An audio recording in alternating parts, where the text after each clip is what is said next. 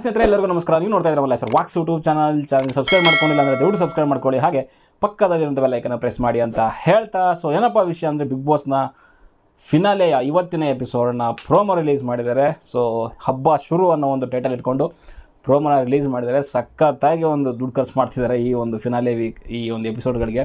ಯಾಕಂದರೆ ಅಷ್ಟೊಂದು ಗ್ರ್ಯಾಂಡ್ ಆಗಿದೆ. ಸೊ ಅಂದರೆ ಅಷ್ಟು ಬಂದಿದೆ, ಮಾತ್ರ ಒಳ್ಳೆಯ ಒಂದು TRP ತಂದು ಕೊಟ್ಟಿದೆ ಈ ಸೀಸನ್ ಅವ್ರಿಗೆ.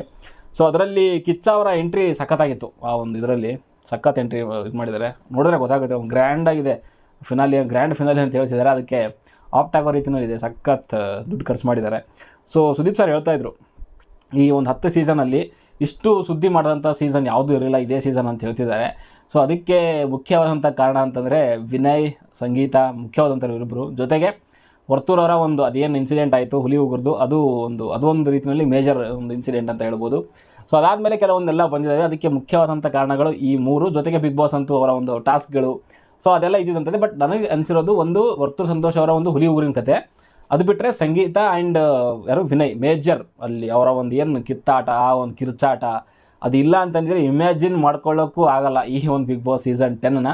ಸೊ ಅದು ನಾನು ಒಬ್ಬನೇ ಹೇಳೋವಂಥದ್ದಲ್ಲ, ಸುಮಾರು ಕಂಟೆಸ್ಟೆಂಟ್ಗಳು ಹೇಳ್ಕೊಂಡಿದ್ದಾರೆ. ತನ್ನಿಷಾ ಹೇಳಿದ್ರು, ಆ್ಯಂಡ್ ಯಾರು ಸಿರಿ ಮೇಡಮ್ ಹೇಳಿದ್ರು, ಸುಮಾರು ಜನ ಹೇಳಿದ್ದಾರೆ ವಿನಯ್ ಇಲ್ಲ ಅಂತಂದರೆ ಈ ಸೀಸನ್ ಒಂಥರ ಇಮ್ಯಾಜಿನ್ ಮಾಡ್ಕೊಳ್ಳೋಕ್ಕೂ ಆಗಲ್ಲ ಅಂತ ಹೇಳಿದ್ದಾರೆ. ಸೊ ಆ ಒಂದು ಮಟ್ಟಕ್ಕೆ ಆ್ಯಂಡ್ ಕಿಚ್ಚನ ಚಪ್ಪಾಳೆ ಕೊಡೋರಿಗೆ ಸಿಕ್ಕಿದೆ, ಇಡೀ ಸೀಸನ್ ಸಿಕ್ಕಿದೆ, ಓನ್ಲಿ ಒಂದು ಎಪಿಸೋಡ್ದು ಆ ಥರದ್ದು ಏನಿಲ್ಲ, ಇಡೀ ಸೀಸನ್ದೇ ಸಿಕ್ಕಿದೆ. ಸೊ ಅದ್ರ ಮೇಲೆ ನೀವೇ ಗೆಸ್ ಮಾಡಿ ಯಾವ ಮಟ್ಟಕ್ಕೆ ಅವರ ಒಂದು ಕಾಂಟ್ರಿಬ್ಯೂಷನ್ ಈ ಒಂದು ಸೀಸನ್ಗಿದೆ ಅಂತ ಹೇಳ್ಬಿಟ್ಟು. ಕೆಲವು ಟೈಮಲ್ಲಿ ನೆಗೆಟಿವ್ ಆಗಿದೆ, ಕೆಲವು ಟೈಮಲ್ಲಿ ಪಾಸಿಟಿವ್ ಆಗಿದೆ, ಒಟ್ಟಿನಲ್ಲಿ ಸೌಂಡ್ ಅಂತೂ ಮಾಡಿದೆ. ಸೊ ಅದು ಮಾತ್ರ ಹೇಳ್ಬೋದು. ಸೊ ಅದರಲ್ಲೂ ವರ್ತೂರು ಜೈಲಿಗೆ ಹೋಗಿದ್ದು ಮನೆಯವರಿಗೆ ಸುದೀಪ್ ಸರ್ ಹೇಳ್ತಾಯಿದ್ರು, ಸೊ ಆ ಟೈಮಲ್ಲಿ ಎಷ್ಟು ಕಷ್ಟಪಟ್ಟಿದ್ದಾರೆ ಹಾಗೆ ಹೀಗೆ ಅಂತ. ಸೊ ಖಂಡಿತ ಮನೆಯವರಿಗೆ ಶಾಕ್ ಆಗಿರುತ್ತೆ. ಜೊತೆಗೆ ಇನ್ನೊಂದು ಏನಂತಂದರೆ ವರ್ತೂರು ಸಂತೋಷ್ ಅವರು ಕೂಡ ಸುದೀಪ್ ಸರ್ಗೆ ಮತ್ತು ಬಿಗ್ ಬಾಸ್ ಟೀಮ್ಗೆ ಥ್ಯಾಂಕ್ಸ್ ಕೂಡ ಹೇಳಿದ್ರು. ಕಾರಣ ಏನಂತಾರೆ, ಆ ಟೈಮಲ್ಲಿ ಏನವರು ಬಂದು ಒಂದು ವಾರ ಇದ್ದು, ಸೊ ಆಮೇಲೆ ಮನೆಯಲ್ಲಿ ಅವರಿಗೆ ಇರ್ಲಿಕ್ಕೆ ಆಗಲಿಲ್ಲ. ಸೊ ಆ ಟೈಮಲ್ಲಿ ಸುದೀಪ್ ಸರ್ ಕನ್ವಿನ್ಸ್ ಮಾಡಿದ್ರು, ಕೇಳಲಿಲ್ಲ. ಸೊ ಅದಾದಮೇಲೆ ಅವರು ಡಿಸಿಷನ್ನ ಬಿಗ್ ಬಾಸ್ ಟೀಮು ಅವ್ರಿಗೆ ಬಿಟ್ಬಿಟ್ಟು ಅಲ್ಲಿ ವಾಕ್ ಆಫ್ ಮಾಡಿದ್ರು ಆ ಒಂದು ಎಪಿಸೋಡಿಂದ. ಅದಾದಮೇಲೆ ಅವ್ರ ತಾಯಿನ ಕರೆಸಿದ್ರು. ಆಮೇಲೆ ಬಿಗ್ ಬಾಸ್ ಅಲ್ಲಿರೋಂಥ ಎಲ್ಲ ಕಂಟೆಸ್ಟೆಂಟ್ ಕೂಡ ಅವ್ರನ್ನ ಕನ್ವಿನ್ಸ್ ಮಾಡೋಕ್ಕೆ ಟ್ರೈ ಮಾಡಿದ್ರು, ಯಾರು ಮಾಡಲಿಲ್ಲ, ಅವ್ರು ಇರಲಿಲ್ಲ ಅಂತ ಹೇಳ್ತಾಯಿದ್ರು. ಬಟ್ ಅವ್ರ ತಾಯಿ ಬಂದಾದಮೇಲೆ ಸ್ವಲ್ಪ ಎಲ್ಲೋ ಸಮಾಧಾನವಾಗಿ ಇವಾಗ ಗೇಮ್ ಸ್ಟಾರ್ಟು ಅನ್ನೋ ರೀತಿಯಲ್ಲಿ ಮತ್ತೆ ಒಂದು ಸ್ಟೇಟ್ಮೆಂಟ್ ಕೊಟ್ಟು ಆ ಒಂದು ಗೇಮ್ನ ಸ್ಟಾರ್ಟ್ ಮಾಡಿ ಚೆನ್ನಾಗಿ ಆಡಿದ್ರು. ಲಾಸ್ಟ್ ಒಂದು 3 ವೀಕ್ ಅಥವಾ 4 ವೀಕ್ಸು ಅದನ್ನು ಸ್ಟಾರ್ಟಿಂಗಿಂದ ಮಾಡ್ಕೊಂಡು ಬಂದಿದ್ರೆ ಅವರೇ ವಿನ್ನರ್ ಆಗಿರೋರು. ಸೊ ಇದೆಲ್ಲ ನಡೆದಿದೆ. ಸೊ ಇನ್ನೊಬ್ರದ್ದು ಡ್ರೋನ್ ಅವ್ರದ್ದು ಕೂಡ, ಅವ್ರ ತಂದೆ ತಾಯಿ ಕೂಡ ಬಂದು ಇನ್ನೊಂದು ಜೀವನ ಸಿಕ್ತು ಅದಿದಂತೆಲ್ಲ ಹೇಳಿದ್ದಾರೆ. ಮುಂದೆ ಚೆನ್ನಾಗಿ ಮಾಡ್ಕೊಂಡು ಹೋದರೆ ಒಳ್ಳೆಯದು, ಇಲ್ಲ ಮತ್ತೆ ಹಾಗೆ ಹೀಗೆ ಆದರೆ ಏನು ಮಾಡಲಿಕ್ಕಾಗಲ್ಲ.